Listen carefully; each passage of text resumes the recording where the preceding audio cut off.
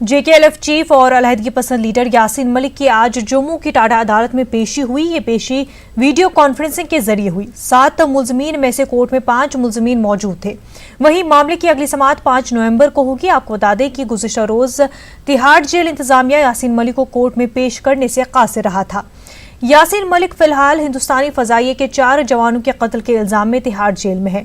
1990 में फजाइये के 4 जवानों का कत्ल कर दिया गया था। कोर्ट ने मामले में यासीन मलिक के खिलाफ वारंट जारी किया था। आज यासीन मलिक केस में जो टोटल 7 एक्यूज पर्सन्स हैं, 5 हाजिर थे। Yasin Malik through video conference के जरिए कंडक्ट किया दिल्ली में। उससे पूछा, जज साहब ने उनको समझाया, these are the offences against you, you are being tried and we are going to hear the arguments with regard to charge and discharge purposes. What you have to say? ये अलाउ है कि video conference के जरिए कि उससे बात की जा सकती है, कैन बी ट्राइड अकॉर्डिंगली। बस यही बात हुई। 5 तारीख को नंबर को रखी है, उसमें 10:30 बजे फिर वीडियो कॉन्फ्रेंस होगी। उसके जी अब केस चलेगा इस तरीके से। नाज़रीन, इस पूरे मामले को लेकर के आपको मजीद तफसीलात ग्राफिक्स के जरिए बताते हैं। फजाइये के जवानों के कत्ल का मामला 25 जनवरी 1990 में फजाइये के जवानों पर हमला हुआ था।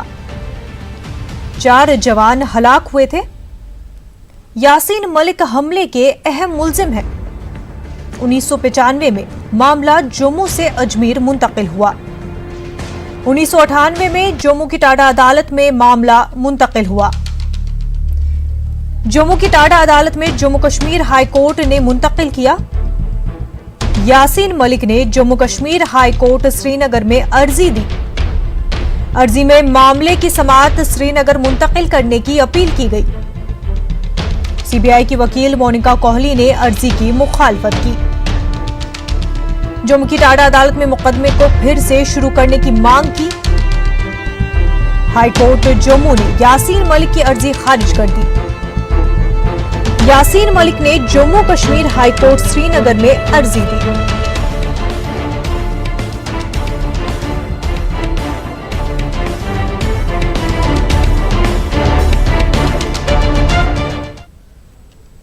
आगे बढ़ते हैं। श्रीनगर में जम्मू कश्मीर के डीजीपी दिलबाग सिंह की प्रेस कॉन्फ्रेंस हुई, जिसमें उन्होंने मीडिया से खिताब करते हुए कहा कि अब मिलिटेंटों के खिलाफ ऑपरेशन में तेजी आई है, जिसके नतीजे में मिलिटेंसी में कमी आ रही है। दिलबाग सिंह ने जानकारी देते हुए कहा कि गुज़िश्ता रोज हुए एनकाउंटर में 3 मकामी मिलिटेंट मारे गए।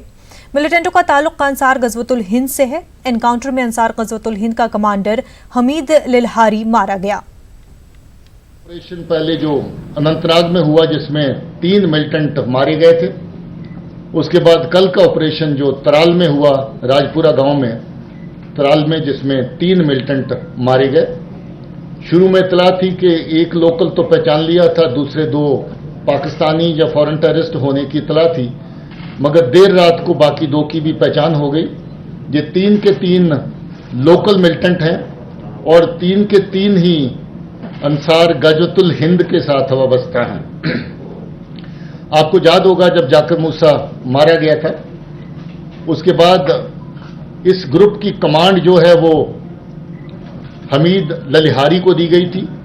हमीद लिलहारी तब से लेकर के इस ग्रुप को चला रहा था और काफी लोगों को उसने मोटिवेट किया, जबकि उस वक्त ये ग्रुप खत्म ही हो गया था। उसके बाद इसने मोटिवेट करके 2 और लोग हैं जिनको मिलिटेंट्स की सफ़ों में शामिल किया, खासतौर पे अपने ग्रुप के अंदर शामिल किया, जिसमें नवीद और जुनेद शामिल हैं।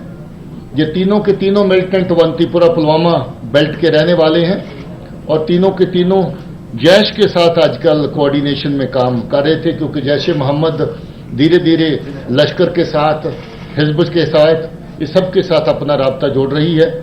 और उनकी ये कोशिश है कि जितनी अफरा तफरी, जितनी कत्ल गारत, जितनी वायलेंस जहां पर बढ़ाई जा सके, पाकिस्तान की एजेंसियों के इशारे पर उसको बढ़ावा दें। जो कमी आई है इस वक्त मिलिटेंसी में, ये पाकिस्तान को काफ़ी परेशान कर रही है। इसीलिए पाकिस्तान की तरफ से बेहद कोशिशें हो रही हैं कि रोज़ और रोज़ मिलिटेंट्स के जहां पर पुशिंग करें और इनकी तादाद बढ़ाएं। कुछ मिलिटेंट इन्फिल्ट्रेशन हुई है और बहुत सारी जो उनके अटेम्प्ट्स हैं उनको असफल कर दिया गया है, उनको फेल कर दिया गया है। अभी भी आप देखिए अगर तो सीज फायर वॉयलेशन का सिलसिला रजौरी पुंछ के एरिया में, हीरानगर सांबा के एरिया में, करना और उरी के एरिया में, मशल के सेक्टर में, केरन के सेक्टर में, गुरेज के सेक्टर में लगभग रोज की बात हो गई है। और जब जब सीज फायर वायलेशन पाकिस्तान करता है उसकी कोशिश होती है कि मिलिटेंट रैंक्स को इस तरह पुश किया जाए। हाल ही में अभी आर्मी की कार्रवाई का भी आपने जिक्र सुना, उनके बारे में उन्होंने खुद बताया है और मीडिया में आया है, उसके बारे में मैं ज़्यादा कमेंट नहीं कर सकता क्योंकि उनको फैक्ट्स का उनको मालूम है। मगर अभी भी जो लॉन्चिंग पैड बिल्कुल लाइन ऑफ कंट्रोल के पास सेक्टर है, आर्मी और उनकी ISI पूरी तरह इन्वॉल्व है कि ज़्यादा से ज़्यादा मिलिटेंट रैंक्स को इस तरह क्वेश्चन किया जाए।